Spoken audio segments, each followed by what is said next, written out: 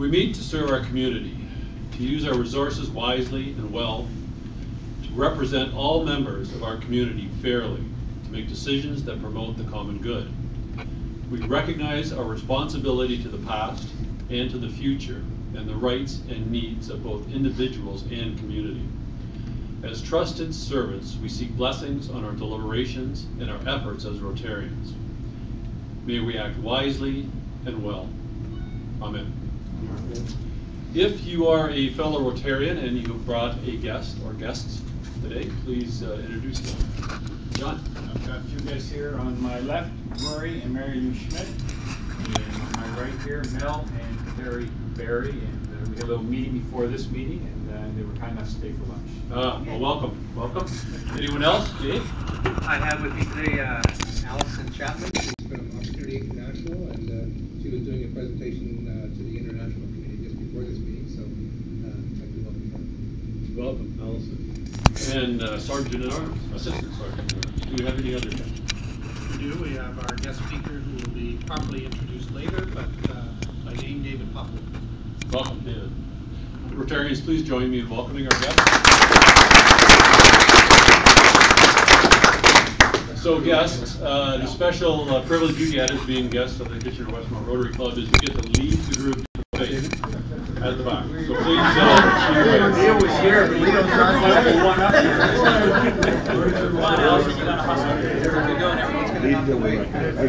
I'll give you directions. Look at Leo. I was there.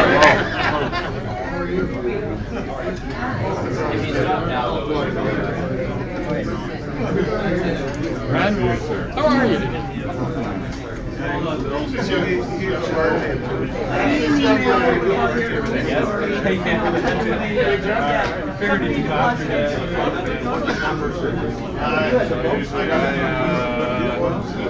No, I take my own $200 or whatever dollars, give it to the Captain Friday.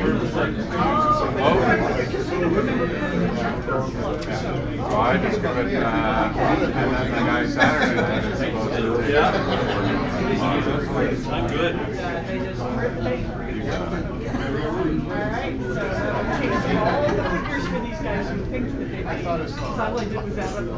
So we've got it right on bills. And actually, but I haven't. So we've got the green carpet's $120. I'm pretty sure I have.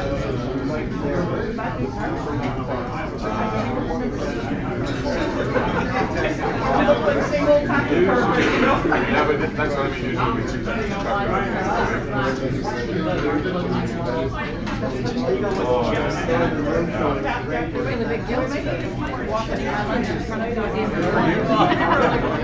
we do. No, we've tried new speakers. Microphone was an issue, but we did get a new mic. We've tried with new speakers.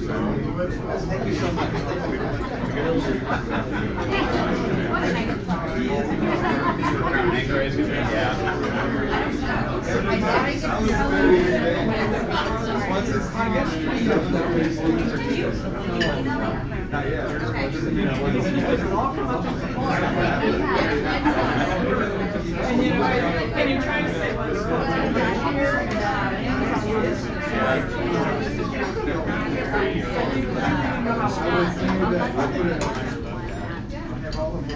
I must have seen 40 or 50 chips each in the office. They put in their pocket, they hit some people $5. Puts in his pocket. And he just walks away. And he wakes up in the morning, I'm sure he's like, holy food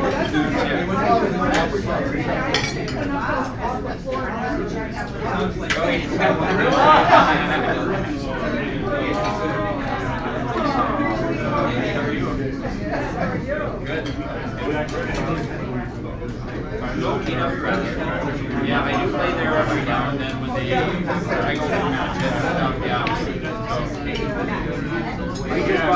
Yeah, no problem.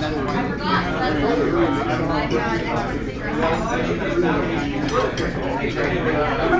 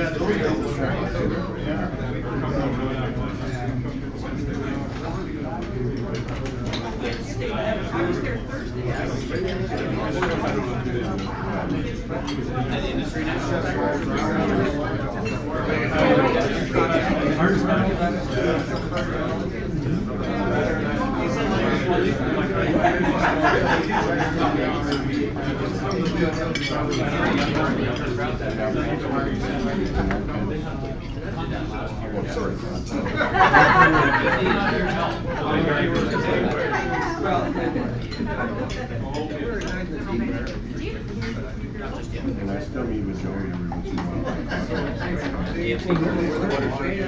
don't think anybody.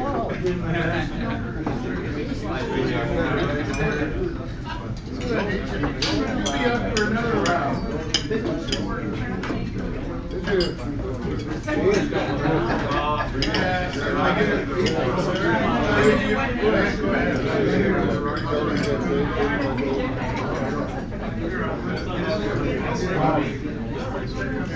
We do. We're just Now that's sounding so still good.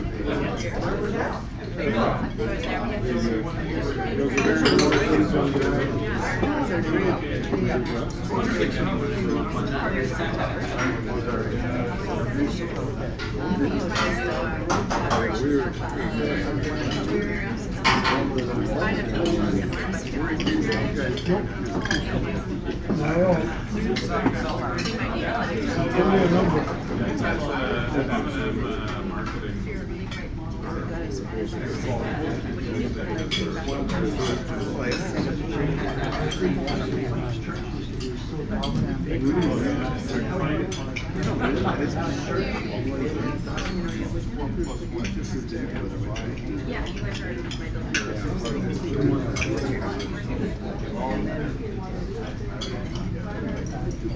no, they do the bereavement group Are you treating our guests all right? That's what I'm checking.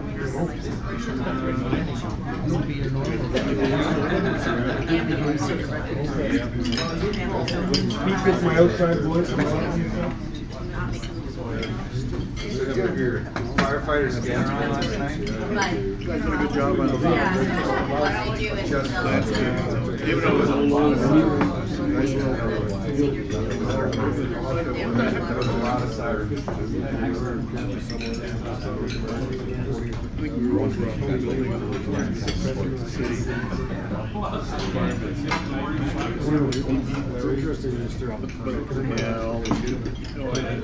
Really?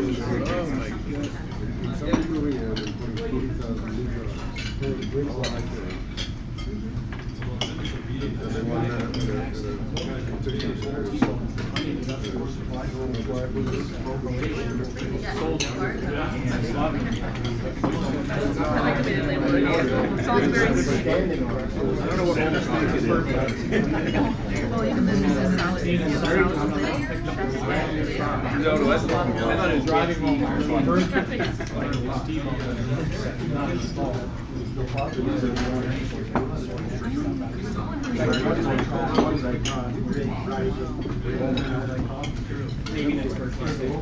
Yeah.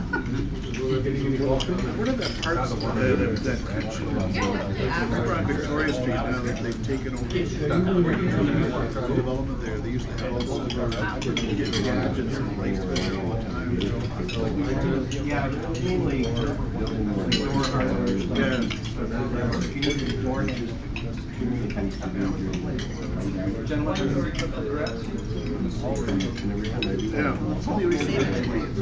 But they sold them for like 20. You can get one. And a truck made a left turn, transport made a left turn around. He literally went over the back of it. My buddy thought he was like right behind me. Because you couldn't see my truck anymore. You could see the back half underneath it. It barely put a scratch. It just actually was over. Literally, I don't really look back.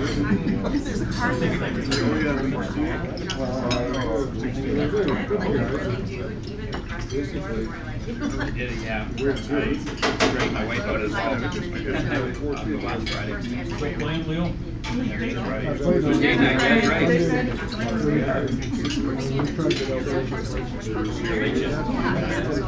It was like super quick. Like when I looked at the time, it was 12:30. It was like wow.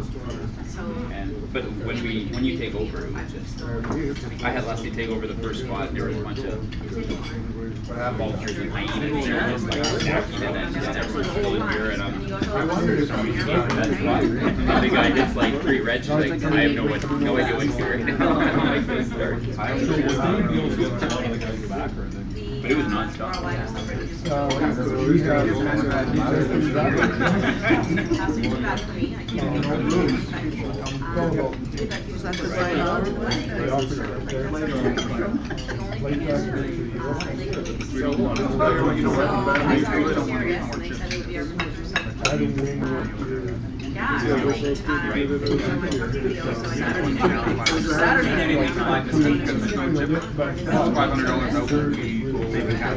Well, you know what I did?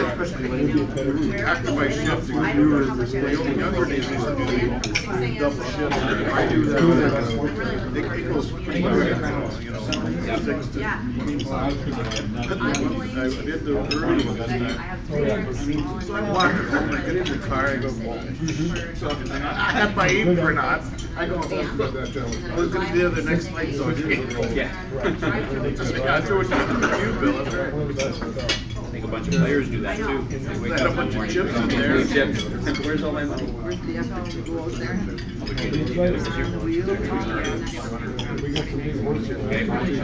Okay. First time?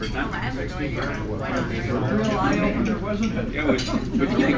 Bump up against the big guy?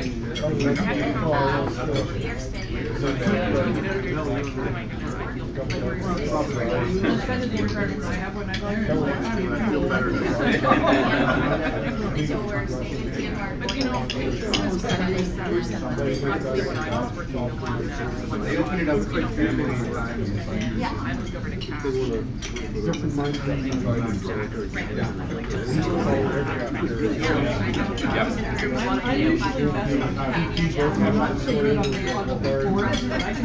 Even the meals, like what were you Actually, it was some of that.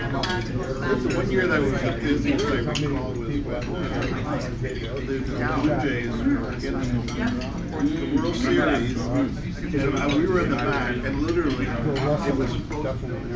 we were like sardines, and the guys were playing.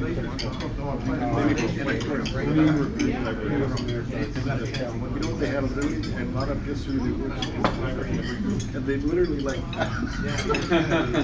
they're like a concert or something. Because the guys couldn't get through to.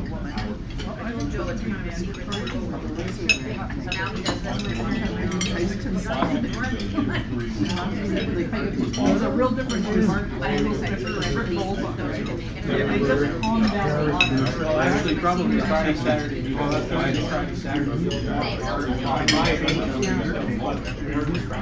Yeah. Well, yeah, we had Jake. Jake's a big boy. Yeah. Looked like he had more than Interesting. One woman in the West.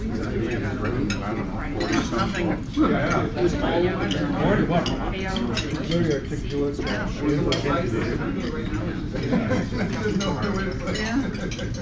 One guy, Andrew, there was that one guy last night, I think the guy lost $5. Like barely in and out, and he just goes in.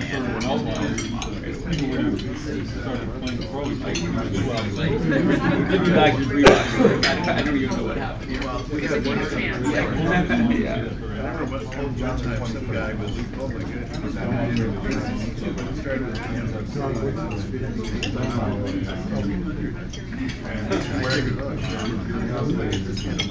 Disconnected from his family for a while, and then he for Rotary.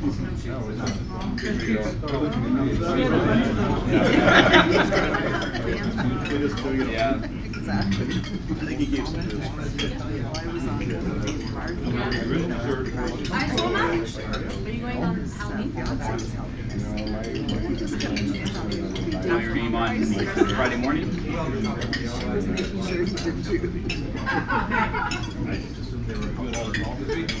Be a lot of bank robbers. So I do have an extra mentor.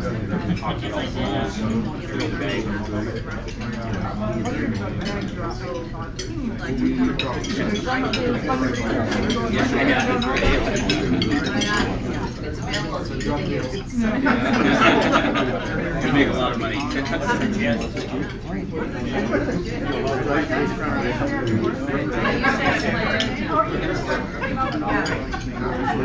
Well, I worked at Club Med, so I identify with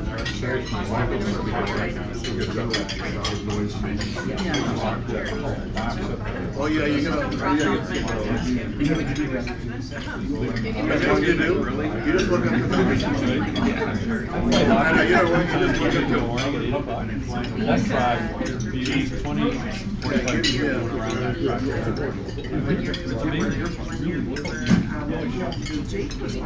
Part of it, I think, is as the weather gets worse, you get more people. I'm always saying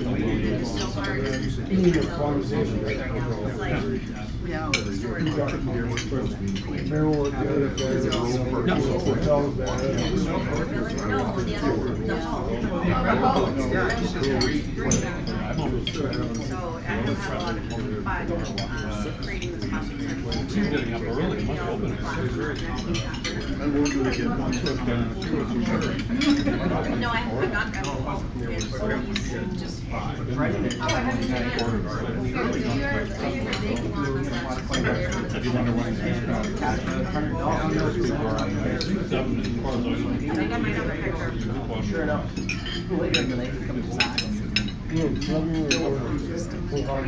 Starts playing band. I thought it started You ever see those?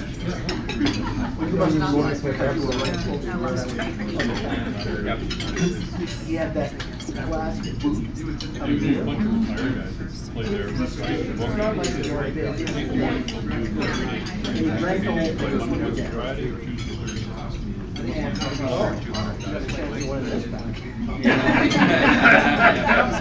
And sure enough, before he left, he was out there, he was acting a little bit more.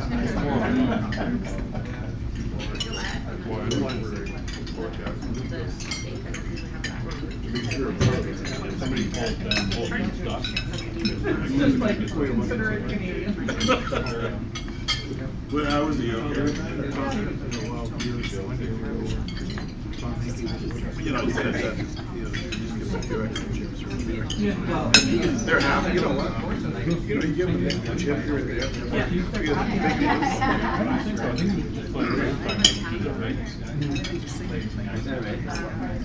lot of the guys bikers, old timers, called D-type.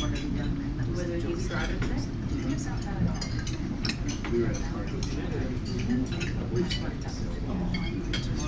Is Brian still with his superintendent or? I'm not sure what it's called. He's into building the bigger stuff now. I know, because we're dealing with Baloo, and we were looking at, on our building, who's gonna be Ross, and we were, Mike and I were looking, where's Ross? Well, they haven't got to that level, they got the general. Ryan started 100 a year ago. And it's due to be finished by Christmas. So right after Christmas, it was going to check on that. We're gonna go for more.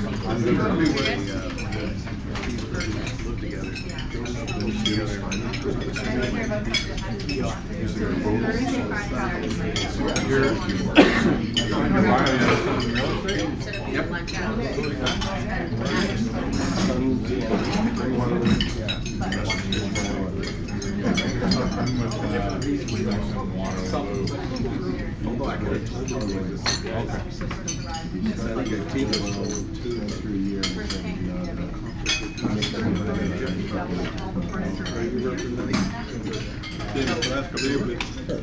Reach in there and pick more random pickup. Not consecutive. There's a guy at Rotary that, not you, but another guy from here that's working. Well done. Thank you very much. Perfect. Yeah, I don't, his membership or his Caldwell. No, I think he's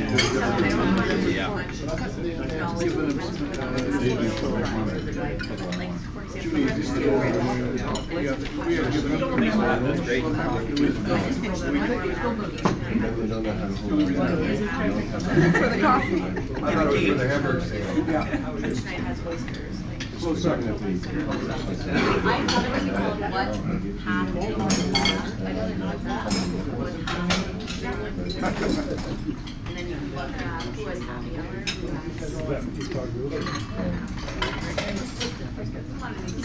don't say that number. Oh, actually, no, it's still, that's what we did say. You bring a whole day, like you all say.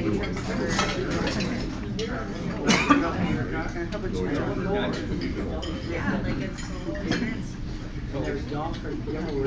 There's like 9 items. So when they say let's have a toast for a toast.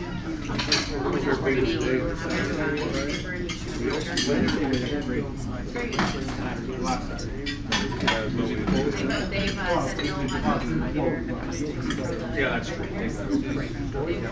They've asked not for that.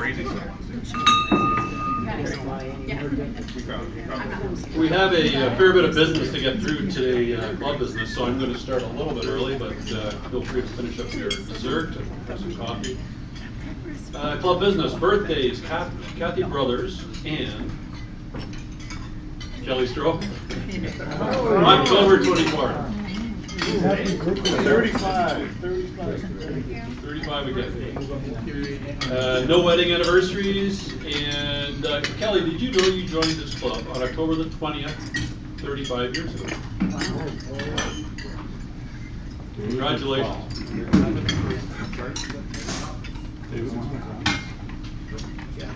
And as I mentioned, we have a fair bit of club business to deal with. The first thing I'm going to try to do is get my financial statements up here because I'd like to get them approved and a budget approved.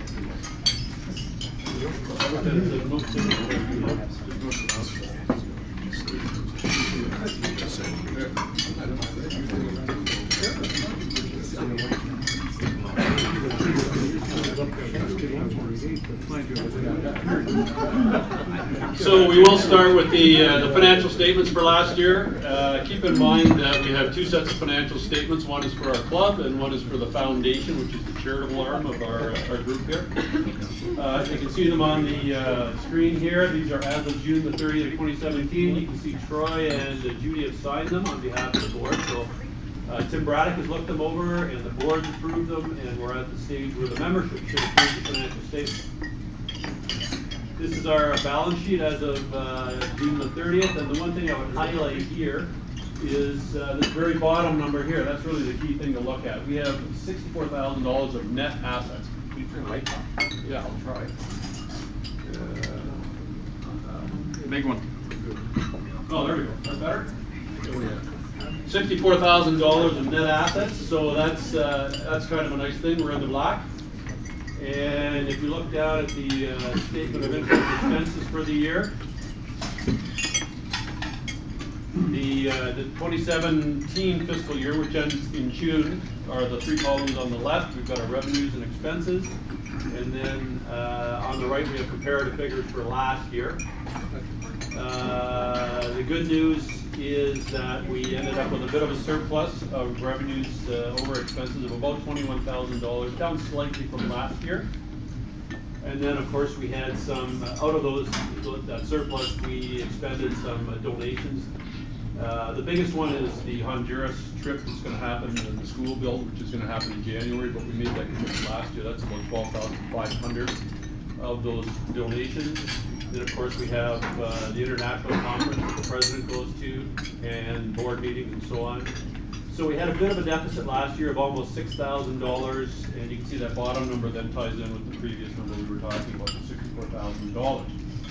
So I circulated these earlier this week, and I would invite any questions you might have at this point. And if there are no questions, I'd like to make a motion to have the membership approve the financial statements for the club for the year ended June 30th, 2017. A seconder by Paul. Any discussion? All in favor? Let it be known that that was carried. In addition to that, what I'd like to do is present the budget for the club for this coming year. So the club budget are the three columns on the left. A couple highlights there. I'm hoping in the past we've lost a little bit of money on the Christmas party and President's Night. I'm hoping this year we can make a few changes to tighten things up a little bit so that the general membership isn't subsidizing those two events. So I'm hoping to break even pretty much on those two events. And the other highlight here is I'm hoping that we can run an extra fundraiser within the club, and Jack has graciously agreed to try to find a special project that we can work on within the club and maybe get the club support behind it. And I'm hoping we can spend about $20,000 on donations this year to various charities. So that's a bump of about $5,000 from last year.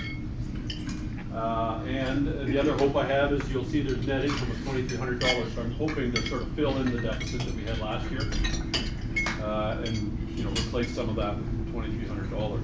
Any questions on the budget for this year? In that case, I'll make a motion to have the budget for the June 30th, 2018 year end approved. Seconded by Leo. Any discussion? All in favor? That was carried.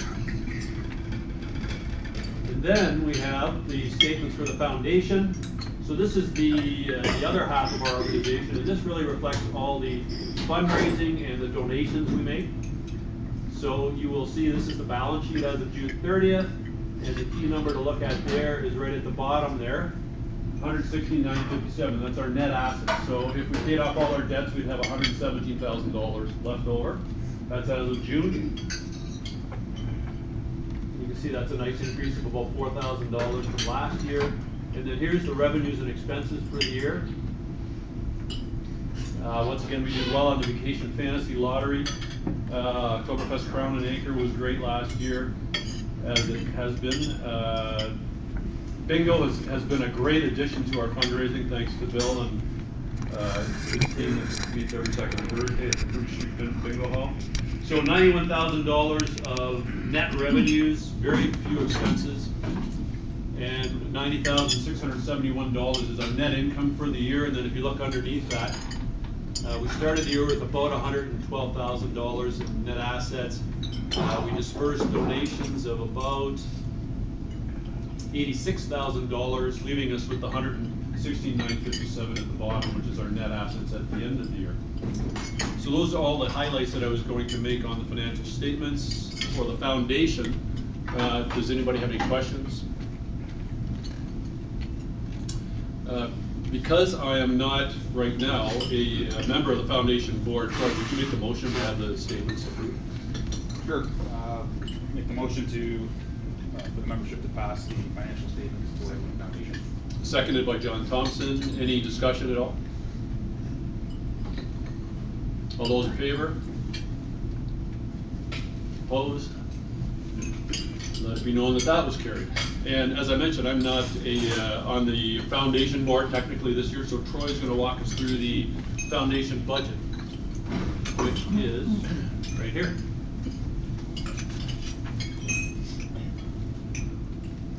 As you can see, it's just a carryover with the 116,957, and it again is just showing our three main fundraisers, what we expect this year for revenues and our expenses, which should give us a net at the end of the year of about 91.7, with some bookkeeping expenses. We'll go for a net income of 89.2, and we gave the donations committee a $90,000 budget as of right now to kick off their donating year, which will give us again at the end of this upcoming year another $116,157 in our account. Is any questions on that? Yeah, it just sort of moves on from year to year. It's pretty similar. We do have $27,000 sort of extra money in our foundation that in the upcoming weeks we might use it for some other donations, but that'll be brought forward this summer. So the expenses for the vacation lottery that's all the trips? Yes. And some other printing. Licensing. License for the value of the, the license process. Again, you see our actual expenses were $49,230 this past year, so yeah, safe number.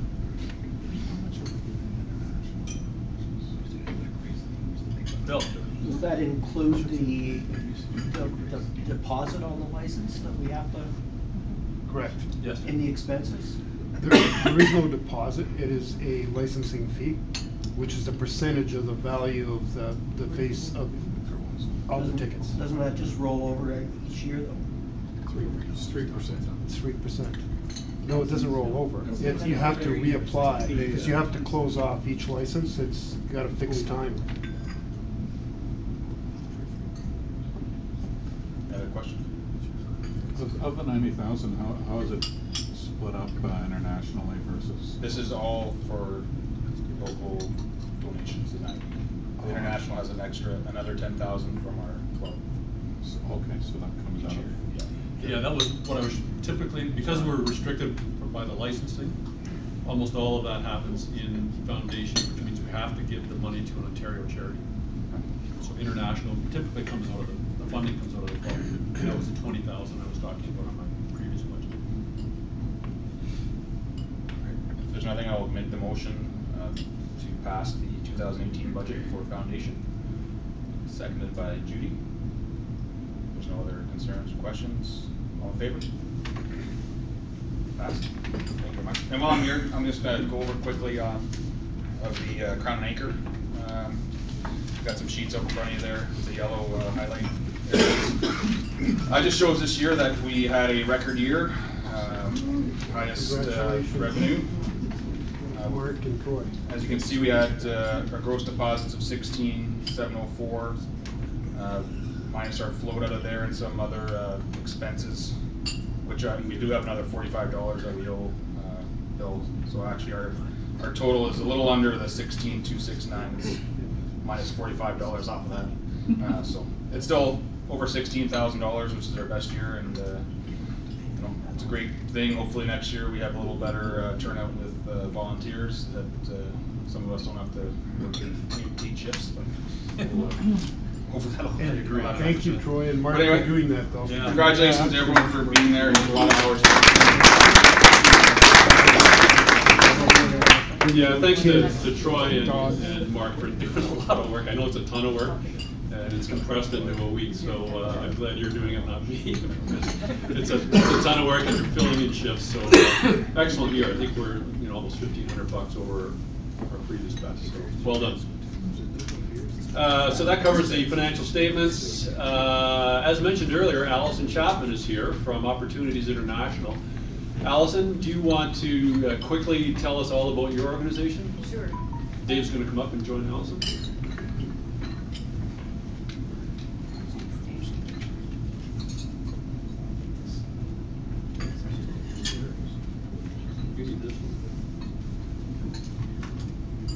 I've already got it. Oh, that's next. Prepared. Yep.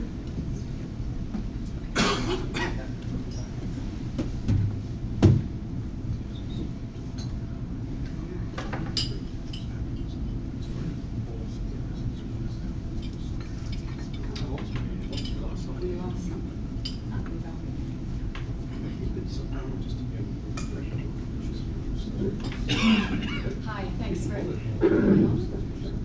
very much for having me. I'm Allison Chapman, and I'm from a charity called Opportunity International. No, I'm not working. There we go. There we go. I'll just give you a little bit of a brief about what we do. So we're a microfinance charity. So less than half the world, rather, almost half the world lives on less than $2.50 a day. And as most of you will know, the face of poverty is female. What you might not know is 3/4 of those people living in poverty are what we call unbanked. It means that they have no access to a regulated financial institution. And the greatest challenge they face isn't the desire to make a living and the desire to get ahead. They lack opportunity. So Opportunity provides small business loans to entrepreneurs living in the developing world. The model we primarily use for our microloans is called a trust group. So I was explaining to your International Development Committee this morning, it's like everyone around your table is acting as everyone's collateral. So on my table, if Chuck can't make his loan payment that month, the rest of us commit to pay that back. So they act like a pure trust group model, and they act as each other's collateral. We have loan officers that work with them, and they train them in business training and financial planning, budgeting, self-improvement, time management. It's a very hands-on approach. I shared a story. We take our donors on what we call insight trips. One to Peru a number of years ago, the donor asked one of our clients, "How has this loan changed your life?" And we get lots of answers. We get, "My kids went to school, I improved my house, I have a roof, I have a floor." And this woman said, "My husband doesn't beat me anymore." And then she said, "I used to be a liability, but now I'm an asset," because she learned that language and she understood what she was. So what our goal at Opportunity is to make sure that every person can recognize the asset that they really are. So the exciting thing about this is we're already partnered with Rotary. We have a giving rate where we calculate that $1 given to Opportunity International translates into $6 in the field over a 5-year period, because we provide loans and we have a 98.9% repayment rate. These people get these loans and they want to pay them back because we're their only hope. It's us or a loan shark. It's an incredible return on investment. And it gets put back into the loan pool and reused and reused. You understand microfinance, I know Rotarians do. This is one of our clients, Miriam Avila, and the quote is from Melinda Gates. Everyone knows microfinance works, Melinda Gates included. And the Gates Foundation have actually supported Opportunity in one of our projects last year to the tune of $1 million. But here is why I'm really here, is that we partner with Rotary. We've been partnering with Rotary for the last 7 years. We've done 5 phases of a project in Honduras called the Honduras Economic and Community Development Program. Why Honduras? It's the 3rd poorest country in the world. It's the 2nd poorest in Latin America. The stats are all there. There's a lot of need. And a Rotary group in Calgary had a vision for impacting a whole country. I was asked this morning by your International Development Group, why Honduras? Well, Honduras, because the vision that they had was this to impact our whole country through a multi-phase, multi-year program focusing on sustainable work and combining the leverage of multiple partners. And Honduras is a very good fit. We have partners, Opportunity is a partner in Honduras called IDH. We've worked with them for 20 years, and they have a AAA rating in their business. They're a remarkable organization. And so this project, this HECD project, has been going for 7 years, and we're moving into phase 5. The incredible thing about this is because it's gone year on year, and money's been leveraged, and I'll just briefly explain. The money has gone from club to district in Calgary and gets matched, and then it gets matched by the Rotary Foundation. Oh, and David, you can help me. How else does it get matched? I was just the government of Canada. That's right. And then basically that gets pooled at the Calgary West Club. That gets donated to Opportunity, and Opportunity deploys it in the field. So what this has meant is that through Rotary, we've leveraged $1.3 million over the last 7 years. We calculate that a $5,000 donation will be matched to 4 times from a club. So $5,000 will have a $20,000 impact. And when you add that to the way we work and the fact our money in the field gets reused, it's incredible. It's an unbelievable return on a philanthropic donation. So we've had 4 phases. We've started a branch, we've expanded a branch, we've provided wells and water. We've had, oh yeah, and this is incredible, I saw it this April, Rotary has provided an entire IT system throughout this partner we have in Honduras. So there's new computers, so they are technologically right up to date. And we're looking for partners for phase 5. We want to get out of Alberta. We need to get across the country. And we have some partners here in Ontario, and I was presenting this morning to your committee about hopefully partnering with us. We would love to have you on board. It is a remarkable return on your global dollar. Thank you.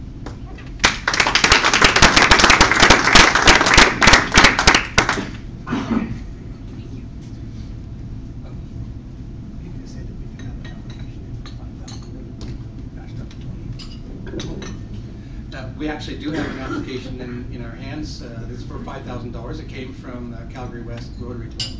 And so if we decide to go ahead with that, it probably would get matched up to that $20,000 level. So in terms of the impact of the money we put in. We still have discussions to do on that, but we'll be bringing more information on that later. But I thought since Allison was here today, it'd be a good idea to just kind of give you guys a bit of an appetizer for it. Thank you. Thanks a lot, Dave and Allison. It sounds like a great project. I like the multiplier part. $1 makes 4. I can do that. A few other things to talk about today. Brad Enns has raised $205 through the Empties program for Polio Plus. Well done, Brad. He came in at 165 today, and they said, "Oh no, it's 185." Oh wait a minute, it's 205. So we might run it for another week, guys. So. World Polio Day is October the 24th. I would encourage all of you to just Google that on your computer. World Polio Day 2017. There's some neat stuff on there, and it's very educational. And John Cena, the wrestler. I don't know if you know who John Cena is, but he's one of the spokesmen for polio now, and it's kind of interesting. He's interesting to watch, and he's an actor now, and he does a nice job. So I would encourage you to look at that. Leo Toby has distributed some Titans schedules. Yeah, 2 things actually. Speaking of VFL, we talked about it in our budget. We do have our VFL launch committee meeting tomorrow morning. A number of you, new members to the committee and old, are here. So just a reminder, I will be sending out an agenda later this afternoon. I tried starting it this morning, but my day went pear-shaped. I put these on your tables. Please take one. If you're not a basketball fan, you should be. It's great entertainment. And at the same time, we're really excited this year. We plan on surpassing what we accomplished getting into playoffs last year.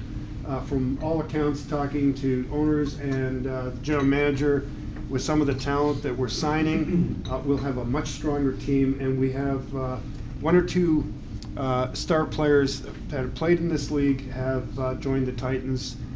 There are tryouts starting on Monday. We'll have our first game November 18th. Hope to see you all out there. Thanks, Leo. pass it. What else? Greg Bovier is looking for editors for our social media sites, our newly resurrected social media sites. Right, Greg, you explain it because I'll screw it up. So right now everything, Facebook's been updated. We still don't have Twitter, but at least Facebook feeds it. And the idea here is you post something on Instagram and it will bounce to the other two things. So do things once and it goes to 3 places.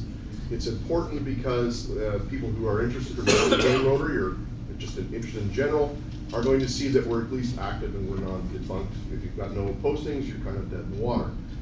Spreading the love around, we need editors. So if you're at an event, you're at the Crown and Anchor, or you're at anywhere and you want to post it, you post through it. And the difference between you posting on your Facebook page personally is you're posting that as Rotary. And again, what that means is it goes to all of our followers throughout all the sections on Twitter, on Facebook, on Instagram. So what we need is people who I can then set up on the Instagram account. It's really not complicated. If we have 5 people post once every week or so, all of a sudden you've got content and it looks like we're busy. So if you're interested, see me, we'll set you up, hook you up and go from there. Thank you. Thanks, Greg. We're entering the IT age again, so thanks, Greg, for all the work you've done on this. We are at the cutting edge of the 5 Rotary clubs locally, apparently. Jim Kibble. Everton. Yeah, well, yeah. Jim Kibble, speaking of microfinance, Jim Kibble has a bit of information about Kiva.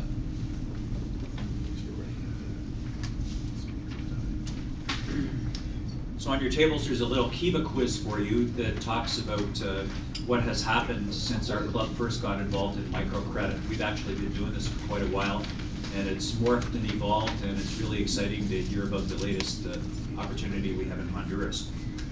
So a little quiz, question 1, how much has our club invested into Kiva in US dollars? The answer is $4,000. That's what we put into this program. So we have a $4,000 US loan portfolio that we started a number of years ago. And how many times has it turned over? So each loan is $25 US. How many times has that been reloaned? Is it 3 times, 6, or 10? 10 is the right answer. So every loan has actually evolved over 10 times. We've made 1,500 loans, 1,500 individual loans into 60 countries. 2/3 of our portfolio is to women. We've participated in all 15 industry sectors that you see there. And what year did we start doing all this? Anybody remember? 09 is the answer. So it's really cool to see how the microfinance has been a theme in our club since then, how it's evolved, and thank you, Allison, for bringing us into the next leg of that journey. Fantastic, thank you. And am I correct, we placed the money in some high schools and they're choosing the businesses that are... Yeah, we've got about 4 or 5 schools that have each received $1,000 from us to kickstart their own Kiva program within the schools. Thanks very much, Jim. I think that may cover, well, next week we're going to be at Christy Zolney's place of business, Briarfield Retirement Residence, 1250 Weaver Street East in Kitchener. So don't come here, go there. I'll send out an email. Some of us can do some retirement planning while we're there. Do any members have any additional business we should deal with? Good. In that case, we'll move on to the 50-50 draw. And the first lucky contestant has ticket number 390. 390. Is that you, John? That would be me. All right. We need verification. And thank you for your Too bad. the pot is $211. Ticket number 417. You came in after me. Thank you. Oh, so painful. Too bad. And 393. Troy. Karen. I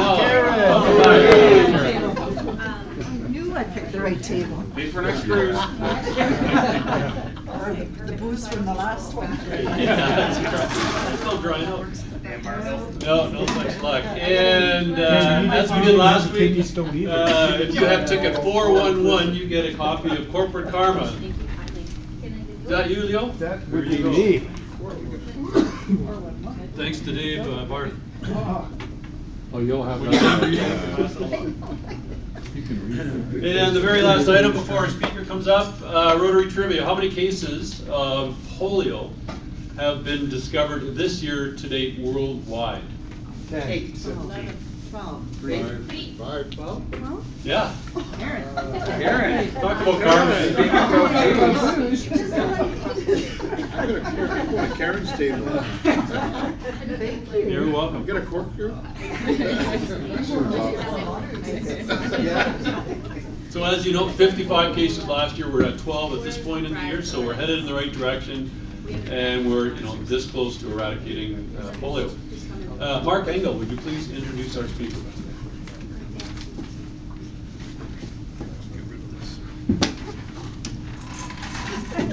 That's so weird. I'd like to introduce David Popowitch of MyCXO Canada Inc. Drawing upon over 25 years of experience in finance, accounting, technology, and business management, Dave helps companies navigate change from the operational, technological, process, and finance aspects of business. David is a local boy graduating from WLU. Has been a chartered professional accountant since 1983. He and his wife Denise live in Waterloo with 2 successful sons, one in real estate and one in construction. One must be more successful than the other. They are lucky enough to have 1 granddaughter, but hopefully many more grandchildren to come. David has extensive experience in the international technology sector with both startups and mature companies.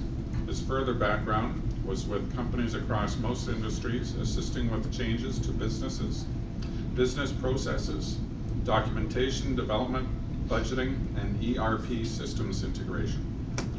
David has been doing fractional services and consulting since 2000. MyCXO Canada was established late last year to formalize this new career. Welcome, David.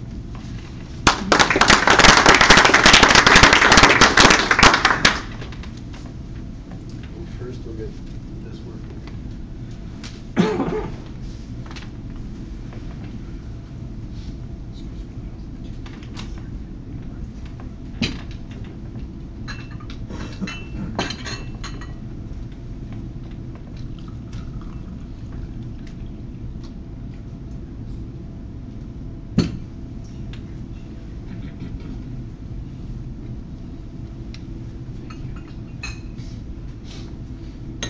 Having done that, now I can't see anything.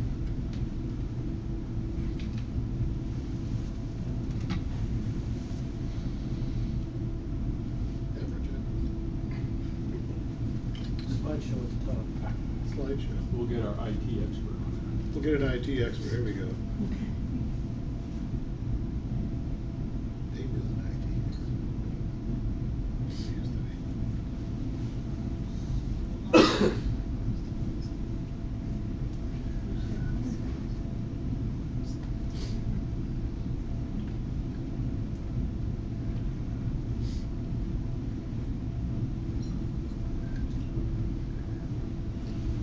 I was just unplugged my computer and something else.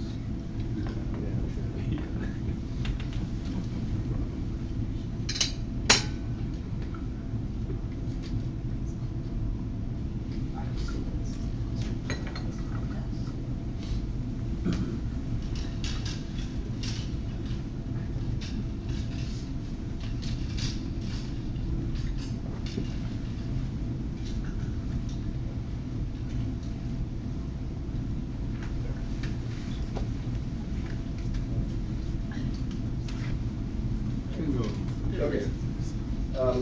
What my company does is we provide staffing to businesses for people on a fractional basis. And everybody I talk to in the industry goes, what the heck is fractional? I understand a lot of terminology, but not that one. So what I'm going to try to do is give you a bit of an intro on what it is and how it's applicable. And I think you'll see it's going to be very important coming up in the next 5 years. A couple of definitions. Standard employment that people use is full-time. So you've got salaried people, sometimes hourly people, but They're full-time, they're permanent in the company, 35, 40 hours a week. And depending on if you're an owner, it could be 60, 70 hours a week. But from a management positions, it basically covers anything. CFO all the way down. The other extreme is part-time. Typically, when you say part-time, people think of retail, think of McDonald's, places like that, where people are on shift work. They might do 5 hours one week and 25 the next week, but basically there's nothing permanent unless somebody who's full-time leaves, in which case one of them can move up. Typically, that is not where management comes in. So I don't deal with that area. Fractional is a little different. So it's more like hiring a contractor or a freelancer, where what you do is you bring them in and say, either I'm going to pay you X amount for a fixed type of delivery of what they're going to do, or X per hour. Usually that individual can work for multiple employers at the same time. And they try not to let anything overlap. But the big role difference that we do is we do not have competition with full-time staff. We're not having anybody that wants to have a full-time job or be at any one company forever. They don't mind it being a 1-week contract, a 6-month contract, a 1-year contract. By the same token, they also don't mind staying long-term if somebody wants them 1 day a week for 6 years. That way, the company doesn't lose the intellectual property of what the person might have learned in their organization.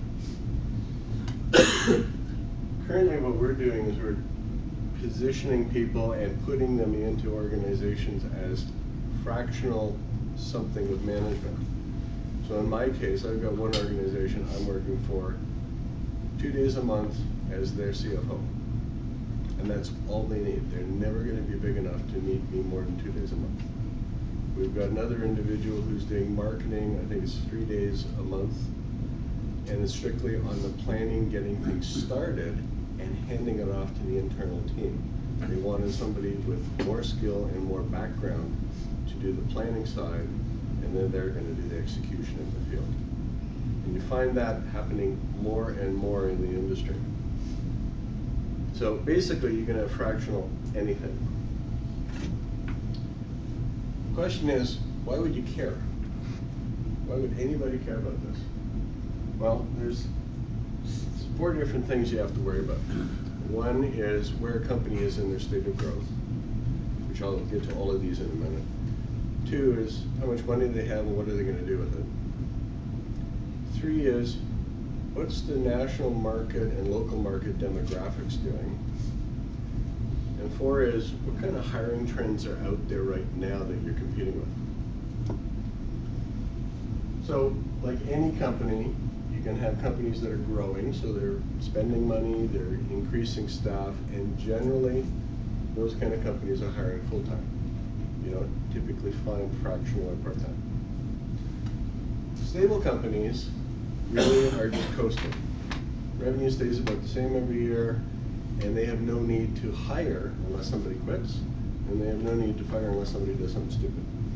So they're not really spending money either. Companies in decline are a little different. They're getting rid of staff. They're deciding, what do I do? Do I keep a CFO or not? And when you're talking CFOs being typically in the 150 plus range, a lot of companies can't afford that. But they can't afford not to have one either. So you got to look at that. Now, most people stop there when you talk about states of growth. There is a 4th state of growth for companies out there, which is called uncertainty. And there was a 2016 publication and study made by Deloitte. And they said there's a whole group of people out there that really don't know where the heck the economy is going. So what they're doing is they're still spending money to promote and do new things, but at the same time they're cost cutting all over the place. It's an oxymoron. It's kind of like being in growth and decline at the same time. That's not sustainable, and eventually they jump into one of those other two categories. But it is a category in and of itself, and apparently there's over 40% of the companies out there that are in that category right now. If you look at cash, for those that are cutting, that's typically the decline or the guys that are uncertain, because they're just trying to save money and say, let's see what happens. Those who have money to spend typically just got investment, they got their first IPO, or they're just making money hand over fist. They're going to spend it whatever they want.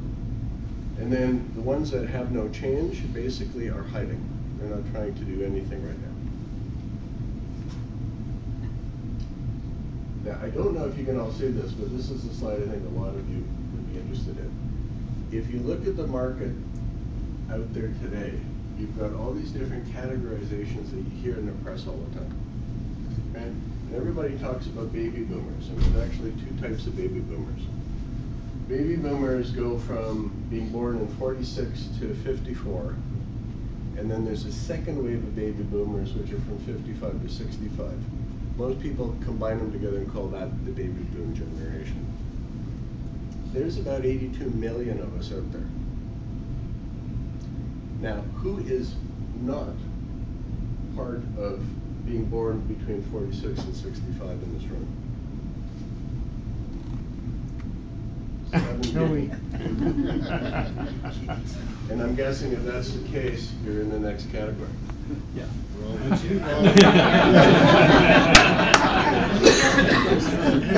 I was being kind.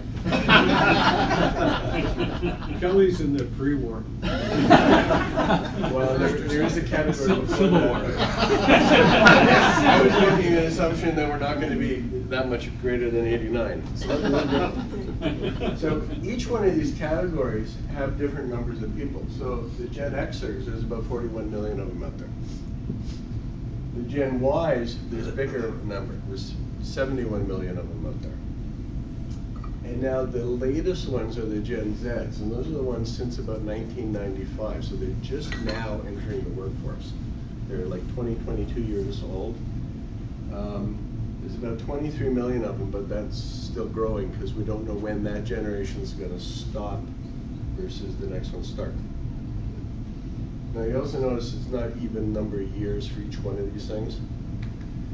Every one of these generations has a background philosophy that's happening in the economy at the time that's causing them to act a certain way. Okay? And if you look at the majority of the people in this room being, say, baby boomers, we've got a trait that is different than the traits of all of these other groups. So when you talk about people going, how am I going to handle this person? They're a millennial or they're type X or whatever. You got to look at what their background philosophy is. Post-war, pessimists, security, control, let's do it right. Okay?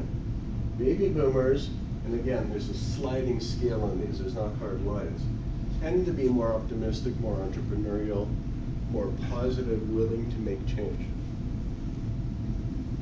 You start getting into Gen X, and they're going, I'm a little skeptical on all this stuff. What's in it for me? Why would I want to help somebody else out? They're the ones that tend to change jobs more often.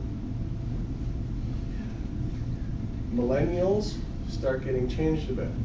They are sophisticated technology users, and they're the first generation that are almost immune to marketing pitches. If you go out there and try phoning, putting ads out or anything, these guys don't listen, ever.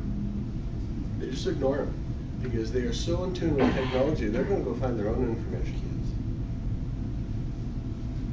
And then the type Z, which is really, really different, they're just coming into the market right now. They are the highest level of technology, but they've now flipped backwards to be closer to the post-war and the baby boomers. They are hard workers, they're working for recognition, and they're sticking with the company and being very loyal to them. Now, we've only had about 4 years of these guys out there, right? So we'll see what happens, whether or not that's the real generation to watch. But you look at these segment traits in conjunction with, okay, what's happening in the market, and you go, well, everybody's going to be retiring at some point. The boomers are now starting to retire, actually quite quickly. And they're predicting that in the next 5 to 15 years, we're going to lose, out of North America, 82 million employees. All of them pretty much from baby boomers.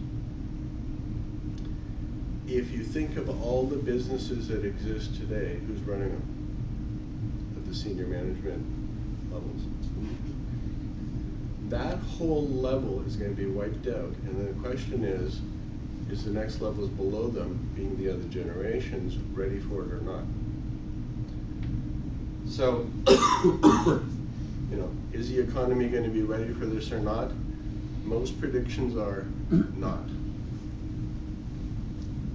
Here's where the problem is. HR in every organization has a tendency to think, I'm going to hire a full-time employee. You talk to any HR group and they think full-time. Don't give me a job if it's part-time, give me one that's full-time. You go hire your own part-time guys. Owners have a reluctancy to hiring anybody but full-time because they think, well, I'm investing money, I want to preserve that investment, just like putting it in the bank, and it's mine, and let me use it over and over again. So there's a tendency, again, for people who want to be full-time. One big danger that's happening is companies out there look around and go, well, I've got $100,000 to spend. I got a hole over there in marketing. Yeah, but that's only 30% of the time. I got another hole over here in accounting, that's 30%. And the operations guys need somebody. I'll just hire one person to do all three. I've got other studies with me that show too many companies are doing that, where one area gets serviced and the other two fail miserably and actually hurt the company worse than doing nothing at all. And it's because people are taking funds and saying, I need full-time again.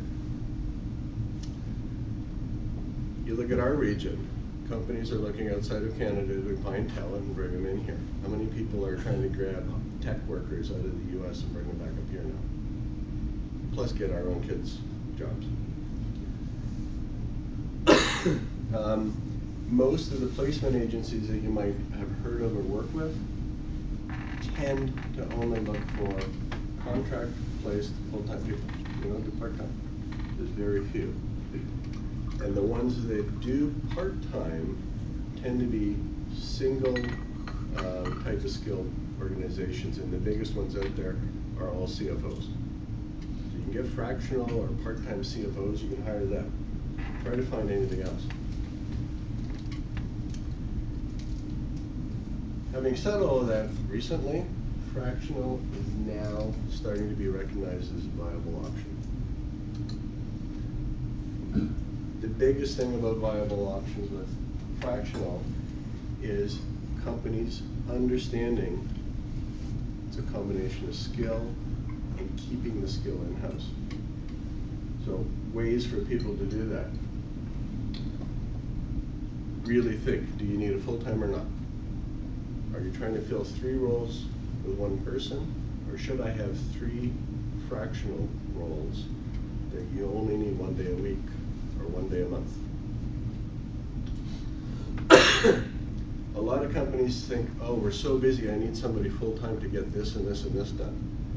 If the this, and this are projects, I'm putting in a new accounting system, I'm replacing my IT infrastructure, they're a fixed start and end and you're done, why would you hire somebody full-time, pay all the incremental overhead for UIC, CPP, and then spend money terminating them, or, which normally happens, people grandfather them in and try to make a job for them, and there really is no job, but they just feel sorry and want to keep the employee working. Again, fractional is where project-based is. The biggest things people management in particular don't realize is that you do not want a senior management person to retire and stop 100% working. Every owner of a company and manager of a company right now should be talking to senior executives and going, you're scheduled to retire potentially around age 65. You let me know, because I don't want you to go from 5 days a week to 0. Let's wean you off maybe over a 10-year period. We'll go from 5 to 4 days a week. We'll go from 4 to 3 days a week. People have to start right today keeping their talent and the skills, because there's not enough out there when you get forward in the next 5-10 years. We're going to have really, really major issues with employment.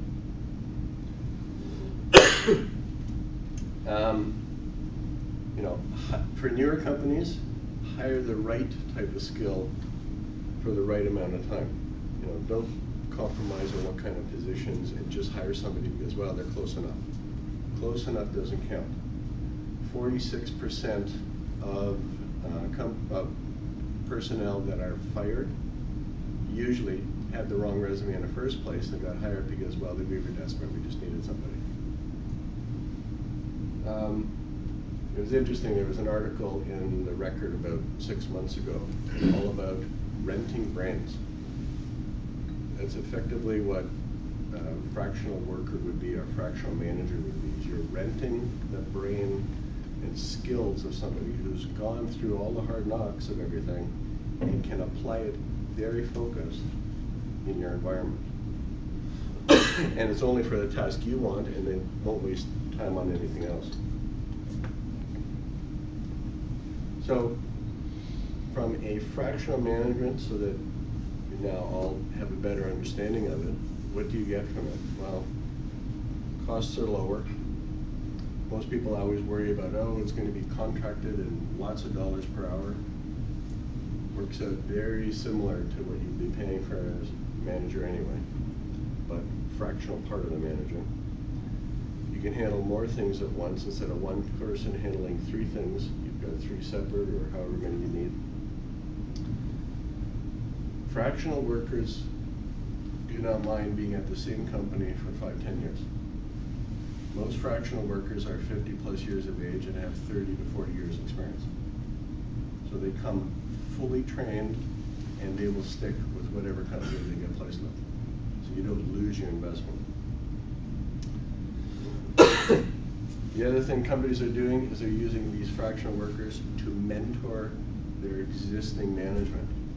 If you're putting a millennial type X, type Y in on a management role because you think they're right, what better way to get them up to speed is to get a mentor for them 1 day a week, 1 day a month, to just sit down and have a meeting with them and say, let's critique what you've done, what problems have you had, let me give you my background. Get that transfer going. Do it with your existing workers, but if you don't have one in a category, grab one and rent them. Project-based I talked about before, and basically try to keep your skilled people for a longer period of time by reducing them to make them fractional in your own company. You don't have to go outside to somebody like us to get them, but we're here for you if you do need them. Questions?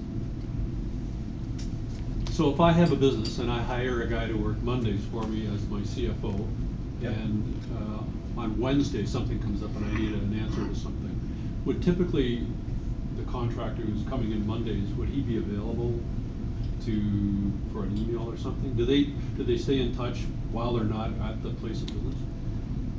Most fractional workers end up with an email address of whatever organization they're working with. Right. And most of them, believe it or not, even though if they're only engaged full-time 1 day a week, will be on email every day and answering questions. That's what I would guess, yes. So that's a big plus, that you Yeah. only use them when you need an answer to something, Right. otherwise they're in on Mondays. And usually there is a fixed level of, okay, it's going to be every Monday, with a rider that says, but if I call you, can you be available on shorter notice? And normally the answer is yes, subject to, you know, I'm not in Hawaii right now on a vacation, or I'm not at another company, but generally speaking, yeah, people are available. I know for me, I'm supposed to be 2 days a month, and some months it's 1 day, and some months it's 5 days. Yeah.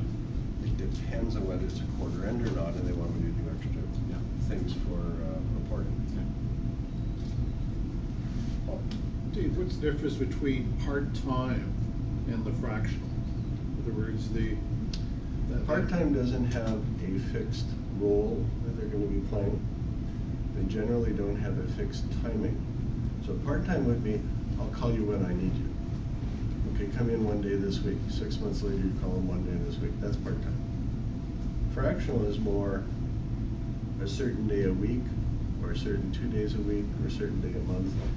You have more of a fixed schedule that everybody can expect and plan for the individual to be there, and really cram the amount of skills or cram the amount of questions that they need to ask that person all into that time frame. And then they can deliver it in that time frame. There's always a little bit of part-time thrown in on the upswing when people need more. But fractional is a little bit more regimented and skill-based. We've got teams out there that, you know, depending on who the person is, and I've got one right now that Jim's helped us get. We've got an HR guy in a company helping to define structure and roles. As soon as any question comes up that's outside of HR, he stops. He doesn't go and do it even though they ask him to. He sits down and says, look, that's not me, but we've got somebody who can do it. Do you want a different fractional person to do that kind of role? Everybody's really focused on the right kind of skill for what they have been trained for, as opposed to stretching it. You get too many consulting firms that they'll go in and say, oh yeah, we can do everything.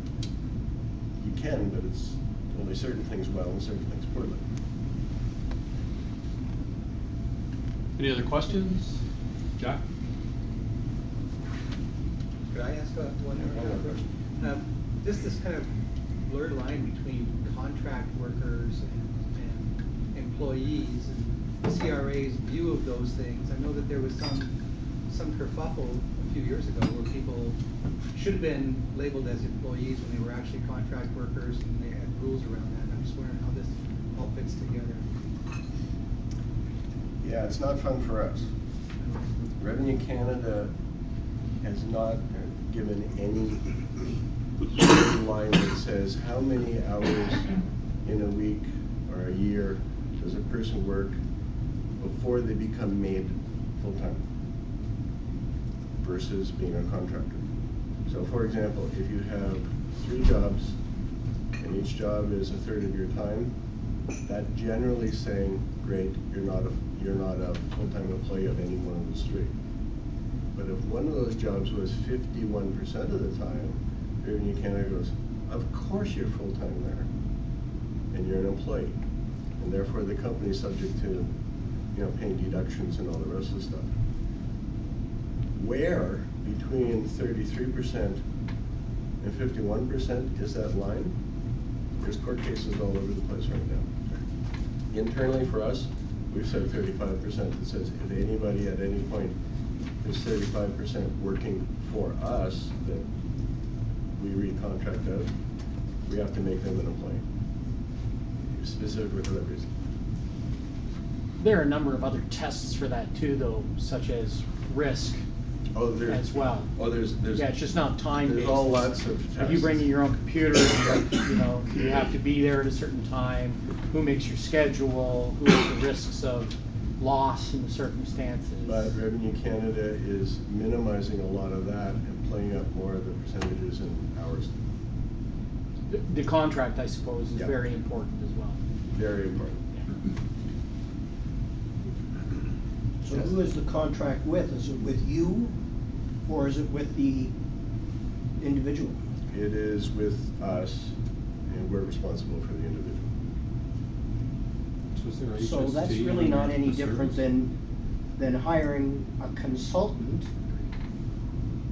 from an organizational standpoint, the person is Correct. treated like a consultant and not an employee. You can have a fractional consultant, one person directly to an organization, and then it's finding them. So if you know of somebody that you want to hire, that's perfect. That exactly works. It's no different than what we do. What we've done is we've taken all different skills that a company can require, and they're all in one spot, so that instead of saying, well, what organizations do I find marketing from, or sales help, or engineering help, or legal help, or whatever, we've got one that said, well, these guys all work together. If this guy's got a problem, he knows exactly who the next one is that can bring in and help you. That may only be 3 days, and then they're done. So it's a little bit different. Individuals tend to want to overexplain what they know. When you're working in a group, nobody can share. David, it's my responsibility on behalf of the club to thank you for coming today. Many of our members find themselves in one of those categories, and as we approach the end of our full-time careers and look forward to retirement, some of us are taking advantage of the opportunity to work on a fractional basis and ease our way out of that 80-hour week down to 40, down to 20, and sometime in the future retire fully. As the labor force changes in reaction to the economy, certainly part-time has been around forever, but it's normally, as you pointed out, at the levels of production and levels of service and not at the level of management. And now it's recognizing that many organizations, either on an ongoing basis, require that type of senior leadership, but not on a full-time basis, or possibly not on a long-term basis. So good luck, particularly since I am involved with David, as is Jim.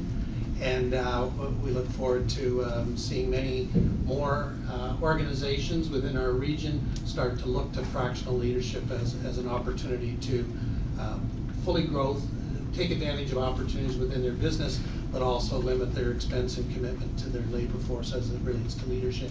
So it's a tradition of this club to thank its guest speakers by restoring the eyesight of an individual in a developing country. And somehow I struck it lucky. Marion is getting her eyesight. Normally it's an alphabetic word, but I got lucky this week. So Marion's eyesight has been restored in your name. Thanks very much.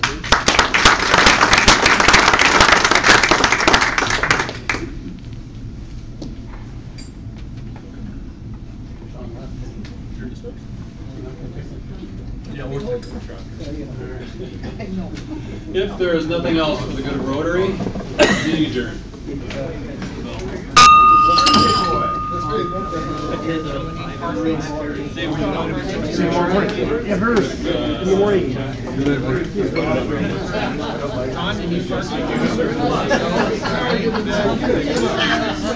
Yes, I will.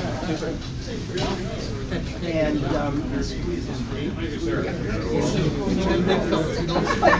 I don't know. You're getting pretty good at camouflaging. I hope it's an umbrella.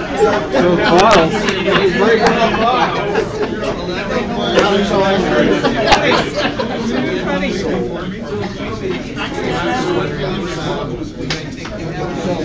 We talked briefly about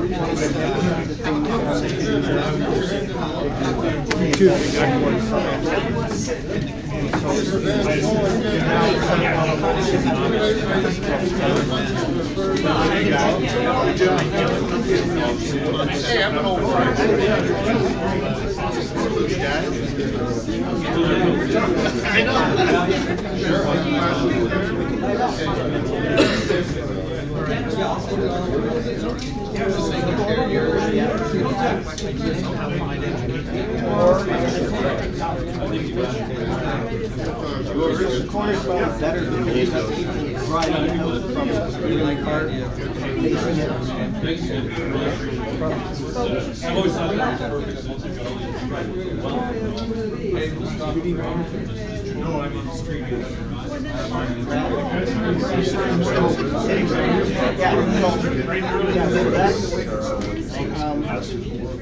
Brad has asked me to send some next week, but we need to wait on the soil density. And I thought I was going to done these things first. And in an email this week, apparently felt we just had neither of them. You're working with this dude?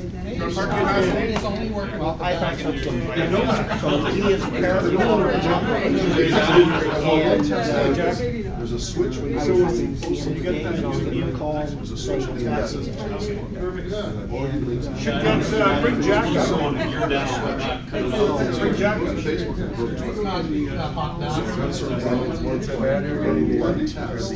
Yeah. We said they never quit.